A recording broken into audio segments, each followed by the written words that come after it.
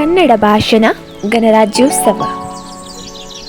ನಮಸ್ಕಾರ ಸ್ನೇಹಿತರೆ, ಪ್ರತಿ ವರ್ಷದ ಜನವರಿ 26ರಂದು ನಾವು ಹರ್ಷೋದ್ಗಾರದಿಂದ ಗಣರಾಜ್ಯೋತ್ಸವವನ್ನು ಆಚರಿಸುತ್ತೇವೆ.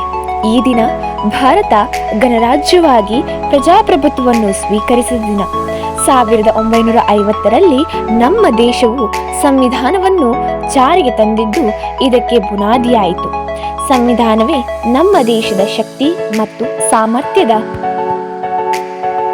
ಪ್ರತೀಕ. ಈ ಸಂದರ್ಭದಲ್ಲಿ ನಮ್ಮ ಮಹಾನ್ ಸ್ವಾತಂತ್ರ್ಯ ಹೋರಾಟಗಾರರು ಮತ್ತು ಸಂವಿಧಾನ ಶಿಲ್ಪಿಗಳ ಶ್ರಮವನ್ನು ಸ್ಮರಿಸೋಣ. ಡಾಕ್ಟರ್ ಬಾಬಾ ಸಾಹೇಬ್ ಅಂಬೇಡ್ಕರ್, ಪಂಡಿತ್ ಜವಾಹರ್ಲಾಲ್ ನೆಹರು, ಸರ್ದಾರ್ ವಲ್ಲಭಾಯ್ ಪಟೇಲ್, ಮಹಾತ್ಮ ಗಾಂಧೀಜಿ ಮುಂತಾದವರು ದೇಶಕ್ಕಾಗಿ ತಮ್ಮ ಜೀವನವನ್ನು ಸಮರ್ಪಿಸಿದ್ದಾರೆ. ಗಣರಾಜ್ಯೋತ್ಸವ ಮಾತ್ರ ಹಬ್ಬವಲ್ಲ, ಅದು ಪ್ರಜಾಪ್ರಭುತ್ವದ ಹಕ್ಕು ಮತ್ತು ಕರ್ತವ್ಯಗಳನ್ನು ನೆನಪಿಸಿಕೊಳ್ಳುವ ಸಮಯವಾಗಿದೆ. ನಮ್ಮ ನಾಡು ಎಲ್ಲರಿಗೂ ಸಮಾನತೆ, ಸ್ವಾತಂತ್ರ್ಯ ಮತ್ತು ನ್ಯಾಯವನ್ನು ನೀಡಲು ಬದ್ಧವಾಗಿದೆ. ಇಂದು ನಾವು ಶ್ರದ್ಧೆಯಿಂದ ರಾಷ್ಟ್ರಧ್ವಜವನ್ನು ಹಾರಿಸಿ ದೇಶದ ಏಕತೆ ಮತ್ತು ಅಖಂಡತೆಯ ಸಂಕೇತವನ್ನು ಗೌರವಿಸುತ್ತೇವೆ.